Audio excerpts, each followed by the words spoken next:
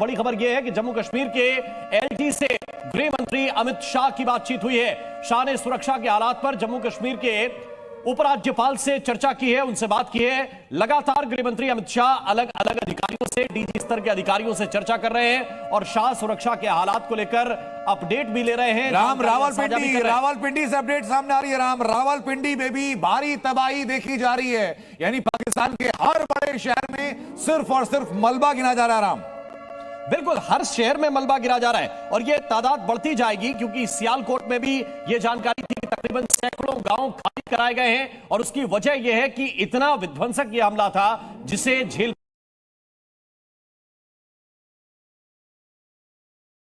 पाना पाकिस्तान के बस की बात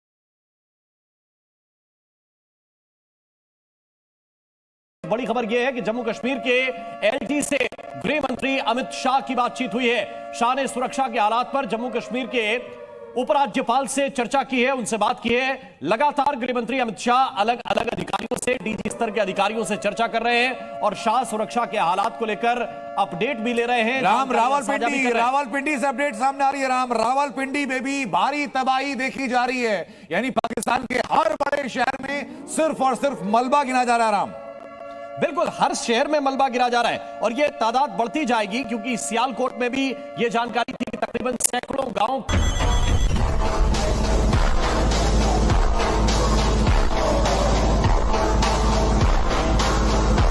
मेरे सहयोगी ग्राउंड जीरो से अपडेट दे रहे हैं। अमित, आप पिछले कई दिनों से ग्राउंड जीरो पर मौजूद हैं, एक एक खबर हम तक पहुंचा रहे हैं। आज सुबह से अब तक का अगर मैं पूरा घटनाक्रम आपसे समझूं, कैसा रहा? देखिए, इस पूरे घटनाक्रम को आप इस तरह से देख सकती हैं कि भारत ने जो ऑपरेशन सिंदूर किया था, उसके बाद से भारत को अंदेशा था कि पाकिस्तान की ओर से हरकत होगी और हरकत हुई है। देखिए, जैसे ही हरकत शुरू होती है उसका जवाब किस तरह से दिया गया। जैसे ही ऑपरेशन सिंदूर हुआ था उसके बाद से अगर खासतौर पर एलओसी के 4 इलाकों में मैं शुरुआत कर देता हूं कि रात से ही शेलिंग होना शुरू हो गया था, चाहे वो कुपवाड़ा हो, बारामूला हो, इसके अलावा उरी हो या फिर नौशेरा पुंछ का इलाका हो। इस इलाके में आपने देखा हेवी शेलिंग हुई थी और आपने देखा कि हमारी जो टीम थी, हम पहुंचे थे बहुत ही करीब चौकी बल जो बॉर्डर के पास पड़ता है, एलओसी के करीब पड़ता है, वहां हेवी शेलिंग हुई थी, जिसका नुकसान भी यहां पर भारतीय जो सिविलियन इलाके वहां पर देखने को मिला था।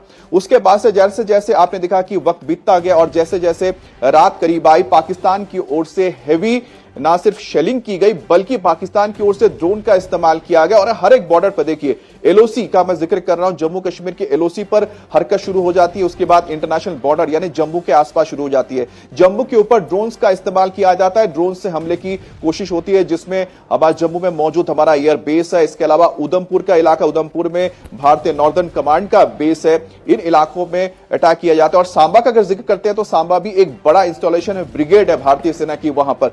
तो ये जो भारत के अहम ठिकाने हैं जो कि इंटरनेशनल बॉर्डर के बेहद करीब है, जैसे मैं बता रहा हूं सियालकोट के बहुत करीब है, करीब 50 किलोमीटर का डिस्टेंस है और रावलपिंडी आप जानते हैं कि हेडक्वार्टर है। तो ऐसे में हम यही लगाया जा रहा है कि पाकिस्तान की ओर से पहले से तय था कि रात के वक्त हमला किया जाएगा और इसमें सियालकोट और इसके आसपास के जो तमाम पाकिस्तानी बेसेस हैं वहां से ये टारगेट किए जाएंगे, जिसको न्यूट्रलाइज किया कर दिया गया। और वहां पर आप देखिए किस तरह से भारत को पहले से पता था कि अब जो नया युद्ध होने जा रहा है उसमें ना सिर्फ आपके कन्वेंशनल जो हथियार है, चाहे वो आर्टिलरी हो या फिर आपके मिसाइल्स हो, रॉकेट्स हो, उसका इस्तेमाल होगा, लेकिन साथ ही ड्रोन्स का इस्तेमाल होगा। और ड्रोन्स को न्यूट्रलाइज करने के लिए भारत पहले ही तैयार था। एयर डिफेंस सिस्टम्स को यहां पर तैयार रखा गया और आप जानते हैं कि भारत के जो एयर डिफेंस सिस्टम है, जिसमें ना सिर्फ एंटी एयरक्राफ्ट गन है बल्कि साथ ही जो एंटी ड्रोन सिस्टम है उन्हें भी तैनात किया गया और साथ ही हमारे जो आकाश मिसाइल डिफेंस सिस्टम है उसे भी एक्टिव कर दिया गया था, जिसका नतीजा यह हुआ कि पाकिस्तान की ओर से जम्मू के ऊपर जो हमले हुए थे उसे पूरी तरह से न्यूट्रलाइज कर दिया गया। अब धीरे धीरे आप नीचे की तरफ आ जाइए और हम बात करते हैं पंजाब की। पंजाब में भी आपने देखा कि जालंधर हो, बठिंडा हो और साथ ही चंडीगढ़ हो, इसके अमृतसर के आसपास के इलाकों में भी हमले की कोशिश की गई। पठानकोट एक बड़ा आर्मी का बेस है, एयरफोर्स का बेस है, इसके अलावा अमृतसर है और साथ ही जो पंजाब के दूसरे सरहदी इलाके हैं, भटिंडा है, इन इलाकों में मिसाइल्स दागे गए थे जिनको न्यूट्रलाइज किया गया है। इसके अलावा ड्रोन्स का इस्तेमाल किया गया, उसे भी पूरी तरह से न्यूट्रलाइज कर दिया गया। यानी कि जो हमारी सेना थी वो हर एक मोर्चे पर तैयार थी पाकिस्तान को जवाब देने के लिए। अब राजस्थान में जब यहां पर फिर से यही हिमाकत की जाती है, ड्रोन्स का इस्तेमाल कर रहे हैं पाकिस्तान की ओर से, और साथ ही साथ पाकिस्तान की ओर से मिसाइल जो दागे गए उनको जवाब दिया गया। और सबसे बड़ी बात है कि जो खबर आ रही है, जो भी आप लगातार बता भी रही हैं, कि पाकिस्तानी एक पायलट भारत के कब्जे में आया है, क्योंकि भारत ने कामयाबी हासिल की है अपने एयर डिफेंस सिस्टम के साथ एयर पेट्रोल के जरिए पाकिस्तान के कुछ फाइटर्स को और साथ ही उनका जो एवॉक्स है उनको गिराया गया। आप सोचिए कि इस पूरे बेल्ट में, खासतौर पर राजस्थान और गुजरात का जो बेल्ट है, इस इलाके में पाकिस्तान की कोशिश थी कि किस तरह से वो भारत को सरप्राइज दे, लेकिन वो सरप्राइज हुआ नहीं, बल्कि उसे मुक्की खानी पड़ी। और यहां पर उनके ड्रोन्स हैं, मिसाइल्स हैं, पूरी तरह से फेल हो गए। साथ ही साथ उनको अपने फाइटर्स की नुकसान उठाना पड़ा है, साथ ही उनका एवॉक्स। अब एवॉक्स देखिए, एवॉक्स जैसे अगर एक हाईली डिफेंस सिस्टम जिसका इस्तेमाल इंटेलिजेंस गैदरिंग के लिए किया जाता है, अगर उसको भारत ने मार गिराया, इसका मतलब साफ है कि पाकिस्तान के पास इस वक्त अगर वेपन्स के हिसाब से देखा जाए, हथियारों के लिहाज से देखा जाए, तो भी वो भारत के सामने टिक नहीं पा रहा है। जबकि पाकिस्तान के पास ना सिर्फ अमेरिकन जेट्स है जैसे कि F-16 है, चाइना कहता है कि उसने उसको बहुत ही आधुनिक अपने जो साजो सामान दिए हैं, हथियार दिए हैं, जिसमें चाहे जॉइंट स्ट्राइक फाइटर हो जिसे वो 4.5 जनरेशन का कहता है, या फिर उसके पास J-10 सीरीज के विमान हो जो चाइना कहता है कि ये F-16 से बेहतर विमान है। और साथ ही एवॉक्स उसके पास जो मौजूद है, ना सिर्फ चाइनीज एवॉक्स मौजूद है बल्कि उसने टर्किश एवॉक्स का भी इस्तेमाल किया है, या फिर साथ ही उन्होंने यूरोपियन देशों से भी कुछ एवॉक्स खरीदे हैं। तो कुल मिलाकर देखा जाए तो इस वक्त पाकिस्तान को जवाब देने के लिए भारतीय सेना पूरी तरह से तैयार है। और पूरे के पूरे इंटरनेशनल बॉर्डर पर जो अभी तक हमको देखने को मिला है हालात, ये बहुत ही सरप्राइज रहा है कि देखिए, मैं इस पूरे इलाके में पिछले 10 दिन के करीब हो चुके हैं, मैं यहां पर मौजूद हूं और मैं एलओसी तक गया हूं। आपने देखा होगा कि हमने बहुत ही करीब से जाकर एलओसी के पास से हमने आपको रिपोर्ट दिखाई है, कहीं पर भी हमने कोई एक्स्ट्रा डिप्लॉयमेंट नहीं देखी है। क्योंकि मुझे इससे पहले 2020 में मौका मिला था जब मैं लद्दाख गया था, और लद्दाख में जब चीन के साथ हमारे गलवान की घटना हुई थी, उसके बाद वहां डिप्लॉयमेंट हुआ था। जब वहां डिप्लॉयमेंट हो रहा था, हमने अपने आंखों के सामने देखा था कि कितनी हरकत हुई थी, कितने ज्यादा डिप्लॉयमेंट हुई थी, दिख रहा था। लेकिन सबसे ज्यादा इस वक्त सरप्राइजिंग रहा कि भारत ने अपने इस इलाके में किसी तरह का कोई डिप्लॉयमेंट जो आपको नजर आए देखने को नहीं मिला। तो मतलब इसके मतलब साफ है कि आप सोचिए कि भारत किस लिहाज से तैयार था पाकिस्तान को जवाब देने के लिए। कि पाकिस्तान के ओर से आपने देखा होगा कि लगातार तस्वीर आ रही थी कि वहां पर मूवमेंट हो रहे हैं, ट्रूप्स मूवमेंट हो रहे हैं, डिप्लॉयमेंट किया जा रहा है, सब किया जा रहा है। तो यह बताता है कि जो भारत है किस तरह से तत्पर है, किस तरह से हम तैयारी रखते हैं और किस तरह की हमारा मनोबल है कि हम पाकिस्तान को जवाब दे सकते हैं। और यही वजह कि भारत के पास जो टेक्नोलॉजी है, शायद पिछले 10 साल के अंदर देखा जाए जिस तरह से भारत ने हथियारों को अपने पास रखा है, जिस तरह के सिस्टम को जनरेट किया है, हमने दुनिया के कई बेहतरीन हथियार खरीदे हैं अपनी सेना के लिए। साथ ही साथ भारत ने करीब करीब अपने जो इंटरनल जो हमारे यहां पर मैन्युफैक्चरिंग होती है हथियारों की, उसको काफी बढ़ावा दिया गया सरकार की ओर से, जिसके चलते भारत ने टेक्नोलॉजी पर, भारत ने जो न्यू वॉरफेयर है, मॉडर्न वॉरफेयर है, उसके ऊपर ध्यान दिया है। और कल रात को वो देखने को मिला। प्रिया, जिस वक्त जम्मू के ऊपर एंटी हमारे जो सिस्टम्स थे, एंटी एयर डिफेंस सिस्टम जब काम कर रहे थे, चाहे जो भी एरियल थ्रेट हो उसको न्यूट्रलाइज करने के लिए, वो तस्वीरें बिल्कुल उसी तरह से थी जो आप हमास और इजराइल के वॉर में आपने देखा था। जिस तरह से आयरन डोम काम कर रहा था, उसी तरह की तस्वीर कल भारत के आसमान में नजर आई जब पाकिस्तान के ओर से जो हमले हो रहे थे, चाहे ड्रोन से हो रहे हो या मिसाइल से हो, जब उनको इंटरसेप्ट किया गया। अब पूरी दुनिया में जब यह तस्वीर देखी गई होगी तो पूरी दुनिया को समझ में आया होगा कि आखिर यहां तक कि चाइना को भी, क्योंकि भारत के पास किस तरह की कैपेबिलिटी है। क्योंकि अब तक बातें होती थी लेकिन लोगों को यह शायद नहीं पता था कि अब भारत वो पुराना भारत नहीं रहा है। भारत इस वक्त अपने आप को उस लिहाज से तैयार कर चुका है कि मॉडर्न वॉरफेयर में भी भारत अपने हथियारों का इस्तेमाल कर सकता है। और कल उसका सबसे बड़ा उदाहरण देखने को मिला जब एक साथ भारत ने मल्टीपल जगहों पर, यानी अलग अलग जगहों पर एक साथ कई सारे जो एरियल थ्रेट्स से उनको न्यूट्रलाइज करता हुआ नजर आया। यह बहुत बड़ी बात है कि क्योंकि यूक्रेन और रशिया के वॉर में आपने देखा होगा कि जिस तरह से ड्रोन का इस्तेमाल हुआ, और ड्रोन के इस्तेमाल से रशिया और यूक्रेन ने एक दूसरे के ऊपर काफी ज्यादा नुकसान पहुंचाया। और इस वक्त जब मैं आपसे बात कर रहा हूं, पाकिस्तान के पास चीन का CH-04 इस तरह के जो मॉडर्न यूएवीज हैं, ड्रोन्स है, उसका इस्तेमाल किया जा रहा है। टर्की की ओर से ड्रोन्स दिए गए हैं इस वक्त पाकिस्तान को, तो उसके पास पूरे दुनिया के बेहतरीन ड्रोन्स में से जो पाकिस्तान मानता है कि मौजूद है। लेकिन भारत के पास जो अभी ड्रोन्स की बात कीजिए, हमारे पास भी अमेरिकन ड्रोन्स हैं, हमारे पास इजरायली ड्रोन्स हैं, लेकिन भारत ने भी अपना जो ड्रोन सिस्टम है पिछले 5 साल के अंदर डेवलप किया है। जब आपने देखा हो कि प्रधानमंत्री ने खास तौर पे जोर दिया था कि जो ड्रोन एक ऐसे टेक्नोलॉजी है जिसका इस्तेमाल अब हर एक क्षेत्र में करना पड़ेगा। और कल जिस तरह के हमने ड्रोन टेक्नोलॉजी और एंटी ड्रोन सिस्टम जो देखा है, एंटी ड्रोन सिस्टम जो भारत की ओर से DRDO ने तैयार किया है, उसे भी जम्मू कश्मीर के आसपास जो भी इलाके हैं वहां पर तैनात किया गया। इसमें बस मैं एक चीज जोड़ देना चाहता हूं, क्योंकि जम्मू के एयरपोर्ट पर कुछ दिन पहले पिछले सालों में देखा जाए तो एक ड्रोन से हमला करने की कोशिश की गई थी। उसके बाद से आपने देखा हुआ कि पूरे इलाके में किस तरह की हरकतें हुई, और एक बार फिर से जब कल एक जम्मू एयरपोर्ट को टारगेट किया गया तो इस बार ड्रोन को हवा में ही न्यूट्रलाइज कर दिया गया।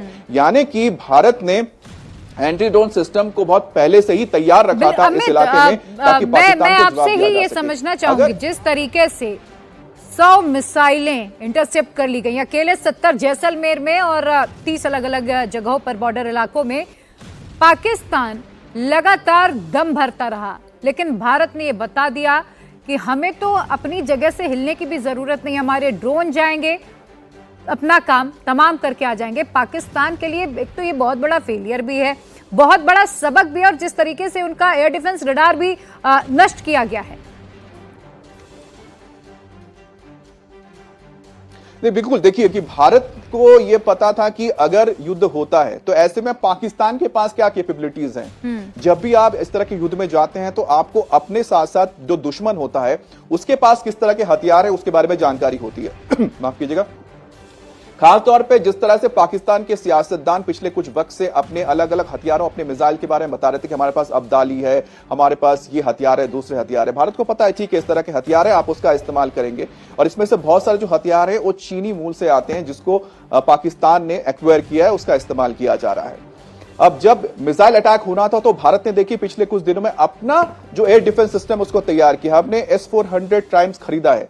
S-400 जो हमारा खास हथियार है, उसके जरिए आप किसी भी तरह के बैलिस्टिक मिसाइल हो और किसी भी तरह के आपके बड़े एरियल थ्रेट हो, उसको आप न्यूट्रलाइज कर सकते हैं एक बहुत बड़े दायरे में। 400 किलोमीटर का इसका एक दायरा होता है। इसमें 4 मिसाइल्स होते हैं S-400 में। एक 100 किलोमीटर के रेंज में फायर करता है, एक 200, एक 300 और एक 400 में फायर करता है। यानी कि 3 अलग अलग जो फायरिंग रेंज है उसके हिसाब से अपने थ्रेट को भांपता है, डिटेक्ट करता है, फिर उसको फायर कर देता है। एक तो S-400 आपने रखा है जो कि हाईली आप मॉडर्न एक वेपन सिस्टम है। उसके बाद हमने जो अपना तैयार किया जिसका नाम है आकाश डिफेंस सिस्टम। जो आकाश एयर डिफेंस सिस्टम है, इसमें जो मारक क्षमता है करीब 25 से 30 किलोमीटर की होती है, और ये भी अपने 25 से 30 किलोमीटर के दायरे में जो भी एरियल थ्रेट है उसको न्यूट्रलाइज करने में सक्षम है। इसमें मिसाइल्स भी आते हैं आपके, इसके अलावा इसमें कोई भी हेलीकॉप्टर्स हो सकते हैं, फिक्स्ड विंग यानी कि चाहे वो ड्रोन्स हो या फिर किसी तरह के फाइटर हो, उनको भी वो न्यूट्रलाइज कर सकता है।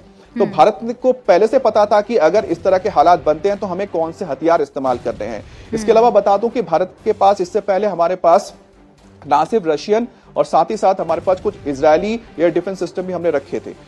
लेकिन इस वक्त मैं इतना कह सकता हूं कि भारत ने जो अपने हथियारों का चयन किया और जिस तरह से उनको रखा था, पाकिस्तान के 30 से ज्यादा या 70 के करीब, अगर अब हम जो ऐसा बता रहे हैं लगातार कि जो मिसाइल्स दागे गए थे उनको न्यूट्रलाइज कर देना। खासतौर पे जो राजस्थान का इलाका है जहां पर मिसाइल्स दागे गए, करीब 70 मिसाइल दागना, जैसलमेर का जो पूरा इलाका में एक के बाद एक, उनको न्यूट्रलाइज करने का मतलब है कि हमारा जो एयर डिफेंस सिस्टम है, चाहे वो आकाश है, क्योंकि देखिए कुछ ऑपरेशनल के आप कह सकते हैं कि गोपनीय चीजें रखी जाती हैं, कभी भी डिस्क्लोज नहीं किया जाता कि हमने किस हथियार का इस्तेमाल किया है, क्योंकि हमें पता है कि भारत के पास किस तरह के हथियार है। तो उसी से आप अंदाजा लगा सकते हैं कि 70 मिसाइल अगर दागे जा रहे हैं, उनको न्यूट्रलाइज किया जा रहा है, तो इसमें ना सिर्फ जो भारत का एयर सिस्टम है बल्कि हमारे पास दूसरे जो एयर सिस्टम है उनका हमने इस्तेमाल किया होगा, और हमने बहुत ही सफलतापूर्वक इन सभी को न्यूट्रलाइज कर दिया है। और ये पाकिस्तान के लिए सबसे बड़ी सबक होगी, और उससे बड़ी बात है कि भारत का पाकिस्तान के एयर डिफेंस सिस्टम को खत्म कर देना, यह अपने आप में एक बहुत बड़ी बात है। क्योंकि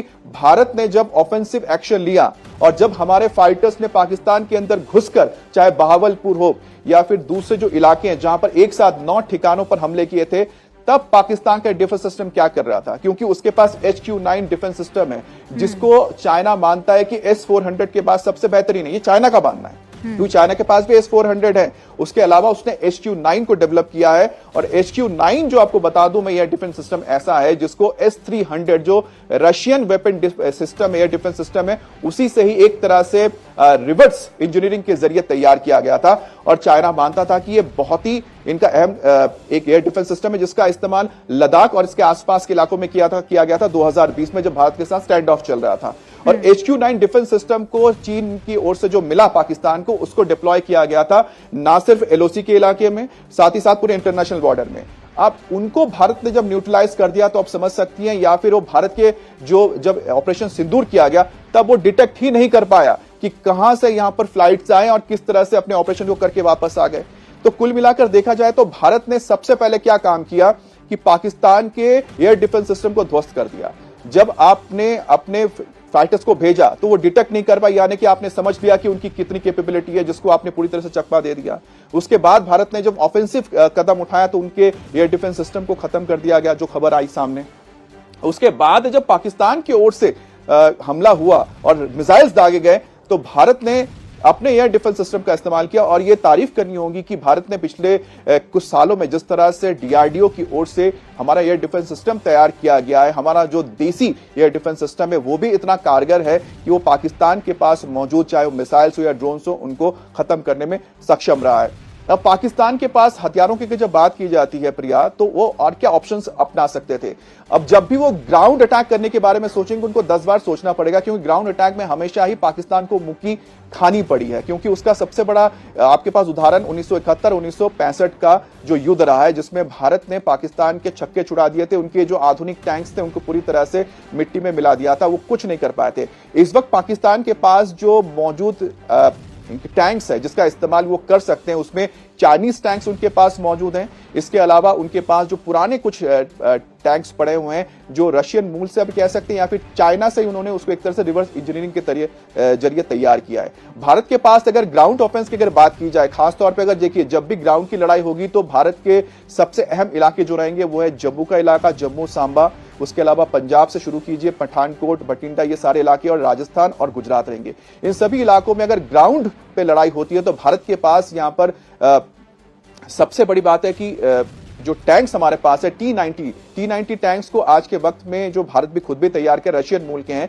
लेकिन दुनिया के बेहतरीन टैंक्स में से एक माना जाता है। ये इसकी कैपेबिलिटी हमारे पास। इसके अलावा हमारे जो देसी टैंक्स हैं, चाहे वो अर्जुन की भी अगर बात की जाए तो ये भी एक मेन बैटल टैंक है जिसका इस्तेमाल भारत करेगा। और ये फ्रंट लाइन हमारे जो टैंक्स है किसी भी हालात से निपटने के लिए और पाकिस्तान को मुंह तोड़ जवाब देने के लिए कैपेबल है। इसके अलावा भारत ने पिछले कुछ वक्त से, और खासतौर पर राजस्थान की अगर बात की जाए तो यहां पर तो हमारे पास जो भारत का जो आर्मी यहां पर हमारे मौजूद है, यहां पर स्ट्राइक कोर है। स्ट्राइक कोर का मतलब ये होता है कि जिसके पास कैपेबिलिटी होती है वो एक साथ जमीन से टैंक्स होंगे, हमारी पैदल सेना होगी, साथ ही आसमान से हमारे जो अटैक हेलीकॉप्टर्स हैं, तो एक इंटीग्रेटेड बैटल ग्रुप यहां पर मौजूद है।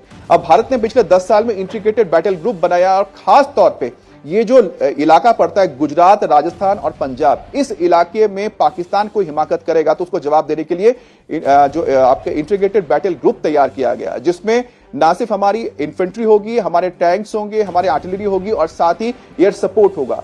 तो आप समझ लीजिए कि अगर पाकिस्तान यहां पर हिमाकत करता है तो पाकिस्तान को जबरदस्त तरीके से मुक्की खानी पड़ेगी, क्योंकि भारत ने अब तो सिर्फ और सिर्फ, अभी तक आपने तो यहां पर देखा है कि हमने अपने फाइटर्स का इस्तेमाल किया, हमने यहां पर डिफेंसिव अपने हथियारों का इस्तेमाल किया, ड्रोन का इस्तेमाल किया है। कन्वेंशनल वॉर में अगर आप आते हैं तो भारत ने अपने बहुत सारे प्लेटफॉर्म्स डेवलप कर लिए हैं। ना सिर्फ हमारे टैंक्स हमारे खुद के हैं, बल्कि कि हमारे पास जो अटैक हेलीकॉप्टर्स है वो भी हमने खुद तैयार कर लिया है। अब कल रात को जो सबसे बड़ी यहां पर हमें देखने को मिली जो घटना है पाकिस्तान की ओर से, पाकिस्तान ने गुजरात, साथ में राजस्थान और साथ ही ये जो पंजाब का जो फ्रंट है इसको खोलने की कोशिश की है। देखिए जम्मू के ऊपर हमला होना इसलिए ज्यादा आप पहले से ही अंदेशा इसलिए था क्योंकि जम्मू कश्मीर पे POK वगैरह और साथ ही साथ इसके जो करीब के इलाके हैं यहां पर भारत ने हमला किया था। पाकिस्तान के अंदर घुस के, चाहे वो बहावलपुर हो, इसके अलावा जो आसपास के इलाके थे और साथ ही साथ मुजफ्फराबाद का जो इलाका था, इन इलाकों में भारत ने हमला किया था। सियालकोट का इलाका था, इन इलाकों में भारत ने घुस के हमला किया था। तो उनका जो इमीडिएट एक्शन होना था LOC पर हुआ, उसके बाद जम्मू के ऊपर हुआ। लेकिन पंजाब और साथ ही राजस्थान और गुजरात, यहां पर पाकिस्तान की ओर से कोशिश अगर हुई कि भारत की ओर हमला किया जाए तो मतलब साफ है कि वो बौखला गया था, क्योंकि उसे पता था कि इस इलाके से अगर हम अंदर की ओर आने की कोशिश करते हैं तो उनको जवाब मिलेगा। उनको लगा था कि शायद अगर राजस्थान में सरप्राइज दे सकते हैं, गुजरात में सरप्राइज दे सकते हैं, लेकिन उल्टा उनको ही सरप्राइज मिला कि उनको शायद अंदाजा नहीं था कि भारत इस तरह से रिएक्ट करेगा या फिर जवाब देगा। जैसे कि मैंने बताया कि बहुत कोशिश हुई थी, आपको याद होगा जैसलमेर के इस इलाके में पाकिस्तानी स्पाई पकड़े गए थे, उसके बाद साथ ही साथ एक पाकिस्तानी रेंजर है जो क्रॉसओवर करके आने की कोशिश कर रहा था, जिसे बीएसएफ ने डिटेन कर दिया था, खबर आई थी। तो शायद यहां पर इस इलाके में पता लगाना चाहते थे कि क्या यहां पर भारत ने एक्स्ट्रा डिप्लॉयमेंट किया है, किस तरह के ट्रूप मूवमेंट्स हैं। लेकिन इन दिनों आपने देखा हो कि भारत की ओर से, जैसा मैंने बताया, कोई भी डिप्लॉयमेंट या ट्रूप मूवमेंट की कोई भी जानकारी कभी भी सामने निकल कर नहीं आई थी। तो उनको अंदाजा नहीं था, उन्हें लगा था कि शायद यहां पर डिप्लॉयमेंट नहीं हुई और उन्होंने एक कोशिश की, नहीं तो एक साथ 70 मिसाइल दागने का मतलब क्या था। लेकिन उन्हें यह सरप्राइज मिला कि जिस तरह से उन्होंने मिसाइल्स हमले किए और 70 के 70 मिसाइल्स अगर राजस्थान के ऊपर किए जाते हैं और उसको पूरी तरह से न्यूट्रलाइज कर दिया जाता है प्रिया, तो यह अपने आप में बताने के लिए काफी है कि भारत की तैयारी किस लेवल की है, किस लिहाज से भारत ने अपनी अपनी तैयारी रखी है। और किसी भी इस पूरे के पूरे इस बेल्ट में रात को जो भी हमले हुए हैं, चाहे वो हमारा इंटरनेशनल बॉर्डर हो या फिर जम्मू कश्मीर के एलओसी का इलाका हो, यहां पर कहीं पर भी भारत के लिए कोई सरप्राइज नहीं था। भारत तैयार था और यह बताता है प्लानिंग, क्योंकि भारत ने जब ऑफेंसिव एक्शन लिया था तो यह पता था। मैं नाम लेना चाहूंगा क्योंकि देश के प्रधानमंत्री का, जिन्होंने उनके ही जो बोलते हैं ना कि पॉलिटिकल विल होती है कब आप बड़ा कदम उठाते हैं, तो पॉलिटिकल विल ये था कि ऑपरेशन सिंदूर को अंजाम दिया गया 7 तारीख को। लेकिन उन्हें यह पता था कि 7 तारीख को अगर हम ओपन करेंगे प्रिया, तो फिर 8 तारीख को क्या हो सकता है। देखिए 7 तारीख को हमने किया, 8 तारीख को आपने देख लिया क्या हो सकता है। तो भारत को यह पता है कि 8 तारीख को अगर यह होगा तो यह जवाब दिया जाएगा। तो 9 तारीख का भी भारत को अंदाजा है। और 9 तारीख आप देख लीजिए, 9 तारीख का वो दिन है जब भारत के प्रधानमंत्री को मॉस्को में जाना था, वहां पर विक्ट्री डे परेड में शामिल होना था, लेकिन उसे प्रधानमंत्री की ओर से रद्द कर दिया गया, क्योंकि उनको अंदाजा था कि 7 तारीख को क्या होगा, 8 तारीख को क्या होगा, 9 तारीख को क्या होगा, 10 तारीख को क्या होगा। और यही वजह कि भारत की जो यहां पर एक कह सकते हैं कि वॉर प्लानिंग है, जो कि काफी आपको आगे का सोच के चलना पड़ता है, उस लिहाज से देखा जाए तो अभी तक हम कह सकते हैं कि पाकिस्तान यहां पर बहुत बुरी तरह से मुंह की खा रहा है। अगर पाकिस्तान अपनी ये हिमाकत फिर से दोबारा दोहराता है तो एक बार फिर से पाकिस्तान को मुंह की खानी पड़ेगी, क्योंकि पाकिस्तान को शायद अंदाजा नहीं है कि भारत ने तो अभी तक पूरी तरह से अपने ताकत को दिखाया ही नहीं है। अभी तक तो सिर्फ और सिर्फ यहां पर आपने हमें एक हल्का ऑफेंस देखा है, जो एक लिमिटेड ऑफेंसिव स्ट्राइक किया गया था 7 तारीख को, और डिफेंसिव स्ट्राइक जो पाकिस्तान की ओर से ऑफेंसिव स्ट्राइक था उसका डिफेंस हमने किया है। अभी तक तो फुल फ्लेजेड ऑफेंस हमने दिखाया ही नहीं है। प्रिया, बड़ी खबर इस वक्त क्या है, जल्दी से स्क्रीन पर फायर करें। बड़ी खबर, पाकिस्तान में जो इस वक्त दहशत की स्थिति है उससे जुड़ी बड़ी खबर हम आपको बता रहे हैं। जल्दी से लाइए स्क्रीन पर वो बड़ी खबर। बड़ी खबर देखिए, पाकिस्तान में भारत के हमले का खौफ है, पाकिस्तान में दहशत का माहौल है, पाकिस्तान में भारत के एक और हमले का खौफ बना हुआ है। कई वीवीआईपी देश छोड़कर भाग रहे हैं, लगातार रात में वो भागे हैं देश छोड़ के, उनके परिवार के लोग देश छोड़ के भागे हैं। इस जो वीवीआईपी ये है, इसमें पॉलिटिशियंस भी हैं, इसमें आतंक की आर्मी के अफसर और उनके परिवार, कई सैन्य अफसरों के परिवार जा चुके हैं, कई कतार में खड़े हैं। और खबर ये भी है हर्षवर्धन सर, कि पाकिस्तान के पीएम बंकर खोज रहे हैं छिपने के लिए। देखिए, ये तो कोई उनके यहाँ कोई नई प्रैक्टिस नहीं है। ये तो बड़ा सामान्य है कि सेना से डर कर भागते हैं, सेना को लेकर भागते हैं, सेना के पीछे भागते हैं। कभी कोई पीछे भागती है, नई बात नहीं है। दूसरा जनरल बिठा लेते हैं। लेकिन एक जरूरी बात जरूर है, मुझे लगता है कि भारत जहां पर आज खड़ा है, एक तो सबसे पहले समझना चाहिए कि हमें किसी दूसरे से, किसी दूसरी सेना से, किसी दूसरे से आर्थिक मदद या सामरिक मदद नहीं चाहिए। तो पहले तो ये इस तरह के उसमें हम न फंसे। दूसरा ये है कि हम इतने सक्षम हैं कि अगर हम तय कर लेंगे तो लाहौर, इस्लामाबाद, कराची पहुंचना हमारे लिए कोई बहुत बड़ी बात नहीं। लेकिन भारत नागरिकों पर कोई जुल्म अभी भी नहीं कर रहा। भारत आतंकवादियों को खत्म करेगा। भारत टेररिस्ट नेशन पाकिस्तान से जो वहां के लोग हैं उनको आतंकवादियों से मुक्त कराएगा। भारत पीओजेके पर अपना कब्जा वापस लेगा, और यह होता हुआ दिख रहा है। इसमें कोई बहुत अब गुंजाइश नहीं दिख रही। सबसे बड़ी बात यह है कि बार बार भारत सरकार की तरफ से पूरी दुनिया को, इंटरनेशनल कम्युनिटी को बता दिया गया है, हम जंग नहीं चाहते, पाकिस्तान जो कर रहा है उसका जवाब हम दे रहे हैं। हमारी स्ट्राइक आतंकी और आतंकियों के अड्डों को तबाह और नष्ट करने की है। ये भारत का और ये भी clear कहा जा message रहा है लेकिन कि पाकिस्तान अगर हमें उकसाएगा तो मुंह तोड़ लेकिन जवाब दिया पाकिस्तान जाएगा। क्या कर रहा है? अनप्रोवोक्ड। पाकिस्तान पहले पहलगाम में बेकसूरों का खून बहाता है, उसके बाद वही पाकिस्तान यहां पर राजौरी पुंछ एलओसी के पास सिविलियंस को टारगेट करता है। यह है जो पूरी दुनिया ये उकसाने देख रही की है। कार्रवाई कर रहा है। प्रत्युष जी बहुत इंपॉर्टेंट बात बताई आपने, बहुत इंपॉर्टेंट बात बताई। जब ये इस तरह की मैच्योरिटी दिखाई इंडिया ने अपने टारगेट चूज करने में, अपना प्लान ऑफ एक्शन करने में और उसको एग्जीक्यूट करने में, मैं सबको बताना चाहता हूं, शेयर करना चाहता हूं, बिकॉज 37 इयर्स एयरफोर्स में रहने के बाद ऑपरेशनल एक्सपीरियंस काफी है, तो वो ये बहुत रिस्ट्रिक्शन भी करता है अपने आप को कंट्रोल करने में। कई इसमें प्रॉब्लम्स आती हैं और हो सकता है हमने इसके लिए कई कुछ बलिदान वगैरह काफी दिए गए होंगे क्योंकि हमको इस तरह का रिस्ट्रिक्शन करके अपने आप को कंट्रोल करके ये हमने ऑपरेशंस को जारी रखा है, क्योंकि हमारा डायरेक्टिव बहुत क्लियर था कि सिर्फ टेररिस्ट को टारगेट करना है, बाकियों को नहीं करना है। ठीक है, मैं प्रत्युष एक चीज में एक सेकंड अभी इस बात पे हो रही है ना, मैं बता देता हूं। व्यक्ति कपड़े तो बहुत जल्दी बदल सकता है पर अपना स्वभाव नहीं बदल सकता और चरित्र भी नहीं बदल सकता। वही तो वही में आपने जो कहा वो बात सच है कि भारत का स्वभाव है नागरिकों की रक्षा और पाकिस्तान का स्वभाव है नागरिकों की हत्या। तो अब तो पाकिस्तान के नागरिक भी उन सैनिकों के हत्या बने, उनकी हत्या होगी उन सैनिकों के माध्यम से। ये बात पाकिस्तान के लोगों को भी समझनी चाहिए। देखा होगा वीडियो, पता है वहां की आवाम और जनता क्या कह रही है? थूक रही है अपनी फौज पर और हुक्मरान पर, कह रही कितना झूठ बोलोगे, सोशल मीडिया पे कितने आतंकियों को भेजोगे।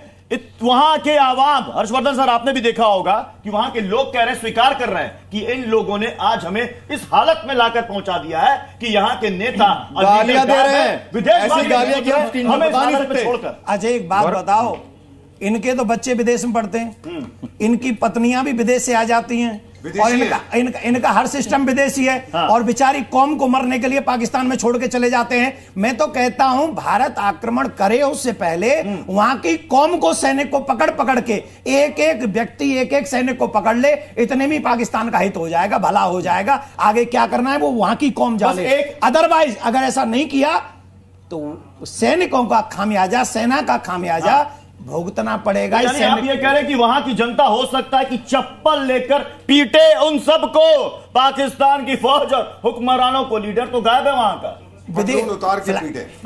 पतलून उतार के पीटे, पतलून उतार के पीटे। ये तो एक चीज और है, उनकी जनता आतंक के जनरलों को तो पतलून उतारकर चप्पलों से पीटेगी, लेकिन जो यहां भारत में बैठे हुए कुछ पाकिस्तानी प्रेमी गैंग के लोग हैं जिनको बहुत मिर्ची लगती है कि अरे अरे पाकिस्तान में तो इतना लोगों को बम मार दिए, अहिंसा की बात कर रहे हैं इस टाइम पर भी, उनका क्या किया जाए?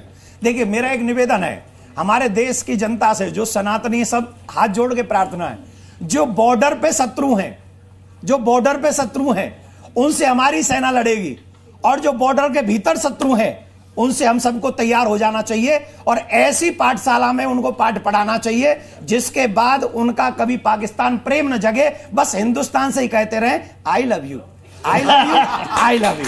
तो उन्हें सनातनियों को चाहिए कि उन्हें भारत का लवर बना दे, बस। चलिए धर्मगुरु देवकीनंदन जी, आप यहाँ आए, आपने अपनी सारी वाणी रखी यहाँ पर, आपने जो आज भक्ति रस और वीर रस का जो यहाँ संगम हमने देखा, मैं एक बार फिर पूछना चाहूंगा कि यहां पर जो एनसीसी कैडेट्स हमारे साथ हैं, जो भारत की शेरनियां हमारे साथ हैं, क्या बात है, उनके साथ है, एक बारी भारत माता की, भारत माता की, भारत माता की, सनातन धर्म की, सनातन धर्म की, भारत माता की, वंदे वंदे वंदे। बिल्कुल चलते चलते जो हमारे वीर सरहद पर लड़ रहे हैं और यहाँ स्टूडियो से बैठकर जिस तरह की चर्चा हो रही है, सबके लिए एक बार सल्यूट करेंगे और तालियां भी, एक बार तालियों के साथ मैम सल्यूट करेंगे और सल्यूट।